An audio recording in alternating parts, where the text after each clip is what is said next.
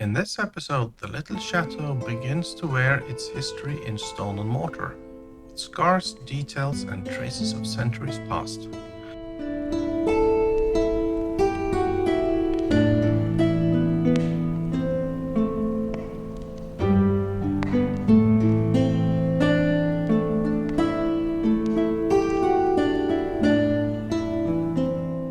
We start by making the windows. First, the wooden frames with buttons and mullions. I cut a bunch of 0.5 mm strips of plywood.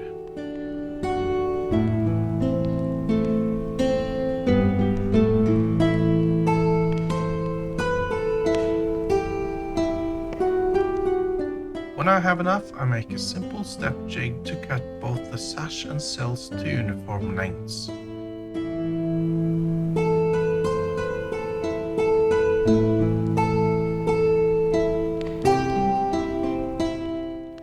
Then I miter each tiny part so that the windows look nice when I fix them in place.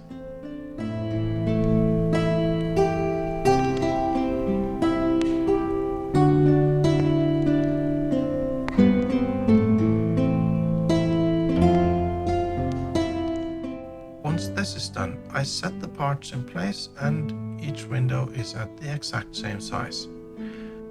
The next step is to fill the gaps around them with plaster. After that, I cut and fit the mountains and mullions.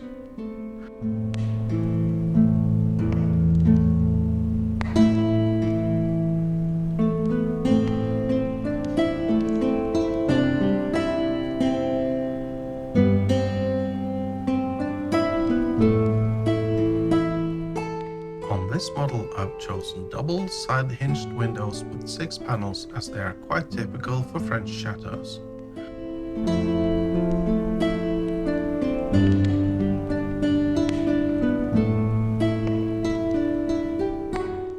I also take the time to clean up some spilt glue and leave the windows for a while.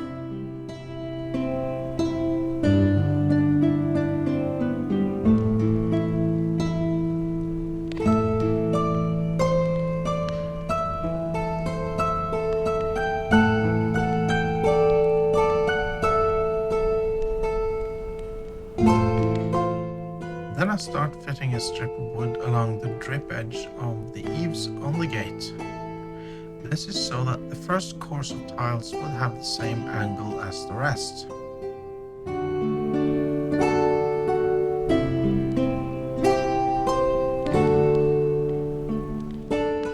Next, I fill in some gaps where the paper meets the terrain in preparation for the masonry covering.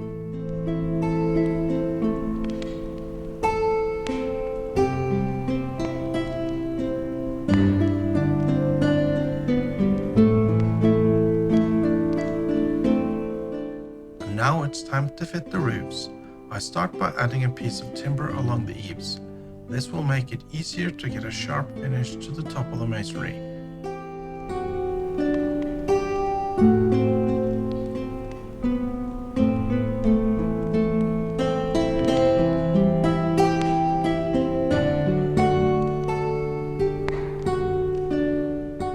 Then I carefully glue them in place before adding timber strips to the edge of the main roofs as well.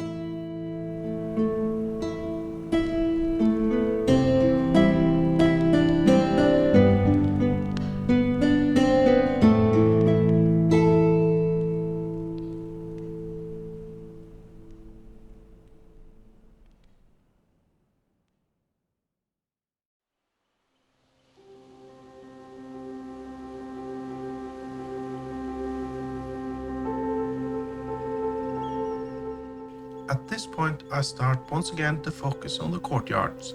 I cut some 1 by 1 mm strips of wood that will serve as threads for the stairs. I carefully cut the pieces triangular and start building the stairs. If you remember from the first video, this is all that remains of the second gatehouse.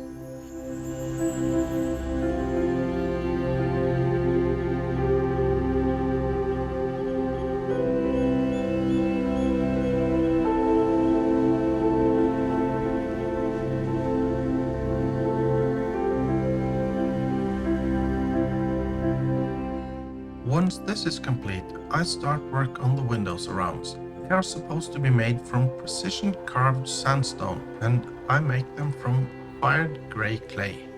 First, I take a small sheet of 1mm acrylic that I have glued a 1mm thick strip of wood to.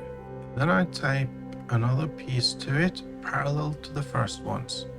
These are guides to get a uniform thickness.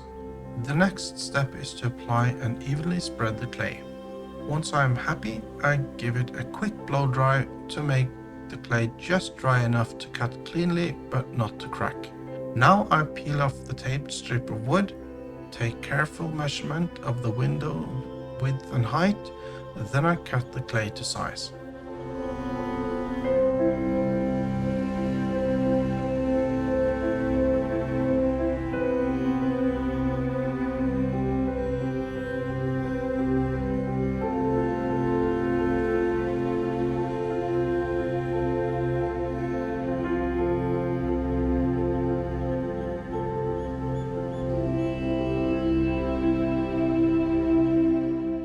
The clay is then blow dried to get all the moisture out prior to firing.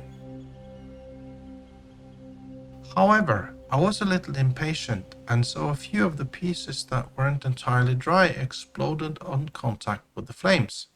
Most were okay though, so I fired them until they glowed red and then they were done.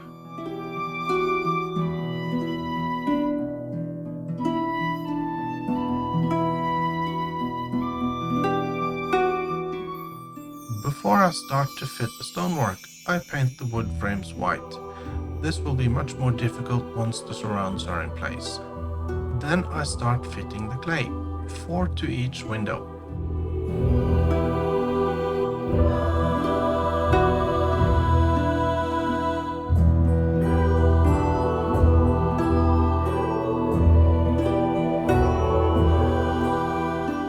With these in place, it is again time to add some traces of history to the building.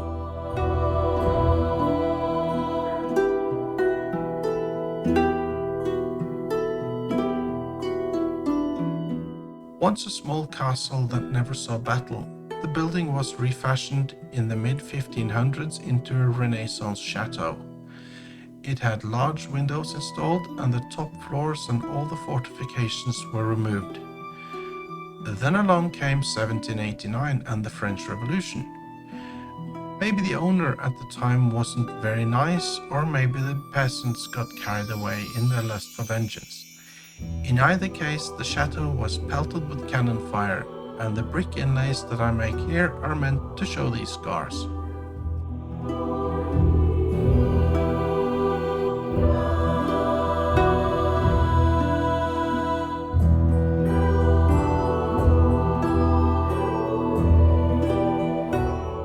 Finally, it is time to apply the masonry. I've sifted sand as fine as I can make it, and I apply glue with a small brush, taking care to go around the bricks and other details like windows and individual stones.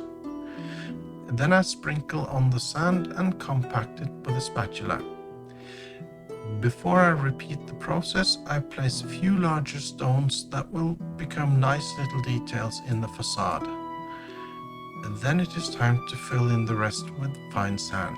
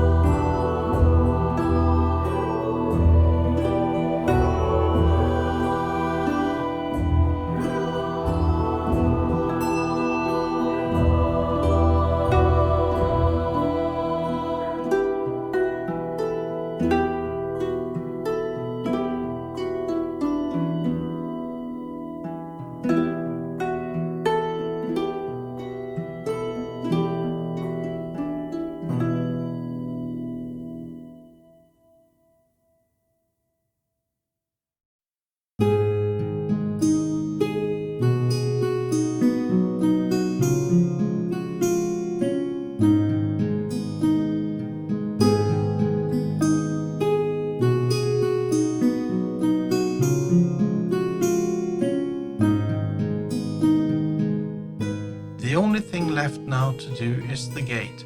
It too has seen some repairs over the years, and the segmental arch has been rebuilt with bricks.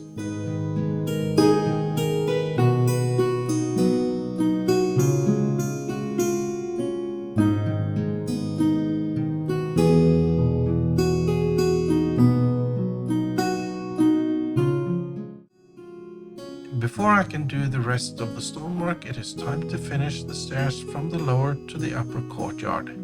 I've coated it with a little filler, which I now clean up. And then I make some fired clay flagstones to pave the stairs on the top of the landing.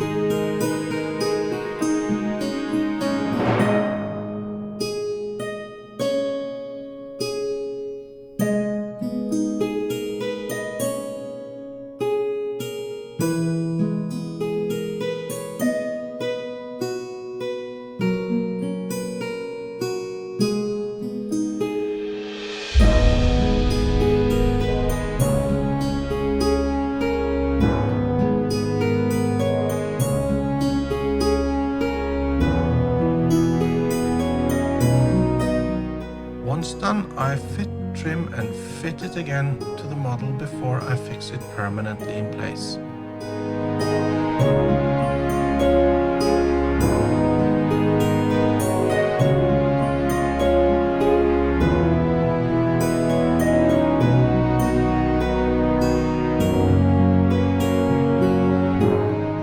Then it is time to fill in the rest of the masonry.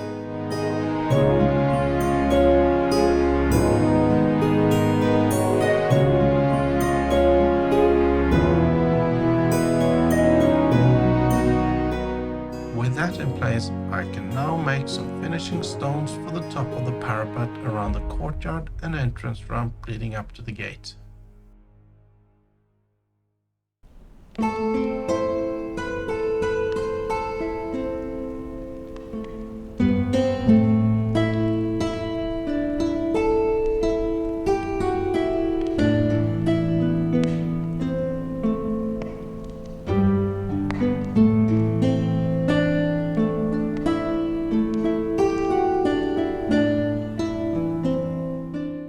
Then it's time to plaster the exterior. Some of you might disagree with me here, covering the beautiful masonry with boring plaster, but hear me out. I have 4 reasons for doing this. The first and second reasons are that a lot of castles made with rubble masonry were in fact plastered, as this gave added weather protection as well as a nicer finish. The fact that we don't see too much of it today is because most of them had their last coat of plaster applied 500 years ago, so there's not much left, with the exception of buildings that have been regularly maintained. On this model, the third and fourth reasons are that the sand that I use is granite, which makes the walls look less like a French chateau and more like a Northern European building. And the last reason is that the color and texture of the sand is so uniform it is actually difficult to read the shape.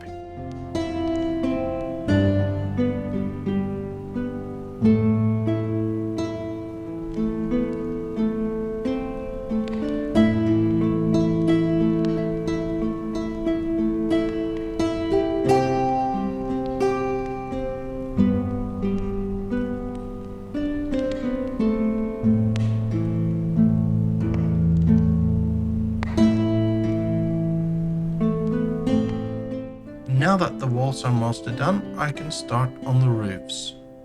I'm going to make the chimneys first, and again I make them from fired clay bricks.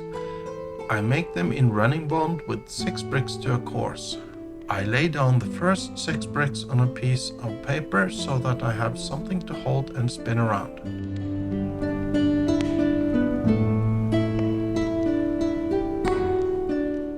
Then I cut another strip of paper, score it and fold it over to make a course so the chimney is straight and a bit more solid. From here on, it's just a matter of placing bricks until I cover the core and reach the desired height.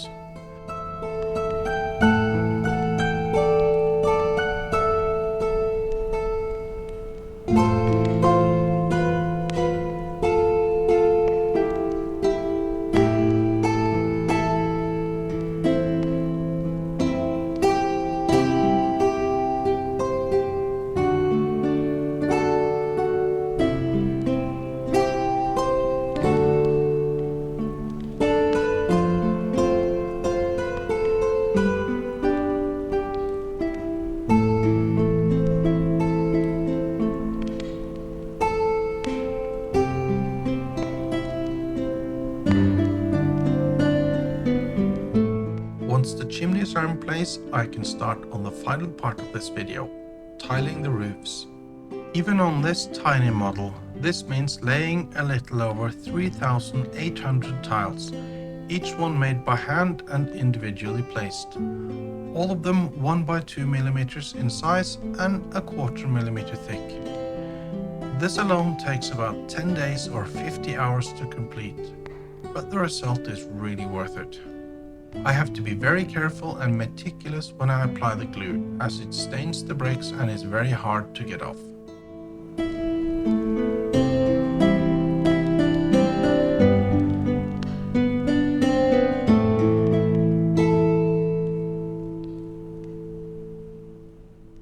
This build coincided with the summer holiday this year, so I packed a travel kit and managed to get some work done outside in the shade. Unfortunately though, the laptop is old and wasn't able to record in HD, so I only got a little bit of grainy footage.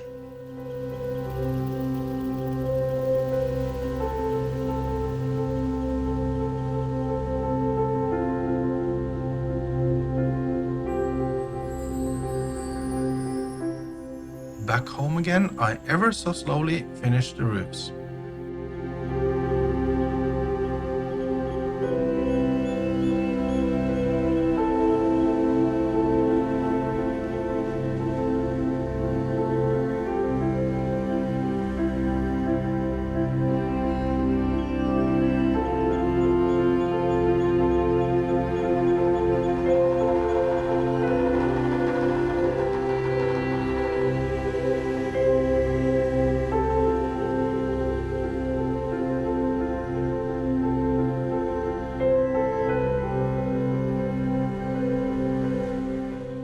The last bit to fabricate was the reached house. I have a leftover piece of teak that I cover in packing tape for the tiles to easily come loose. It only takes a tiny roll of clay, and I use my steel ruler to squeeze it as thin as possible, and then I cut the tiles with a razor blade.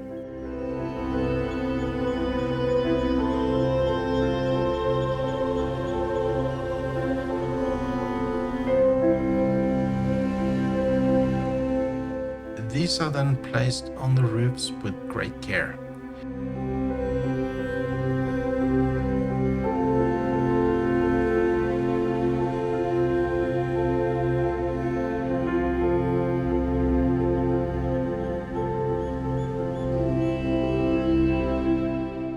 And there we have it. The building exterior is completed. If you've enjoyed what you've seen, please like and subscribe so that you can join me when I complete the model in the final video. I promise you it'll be worth it.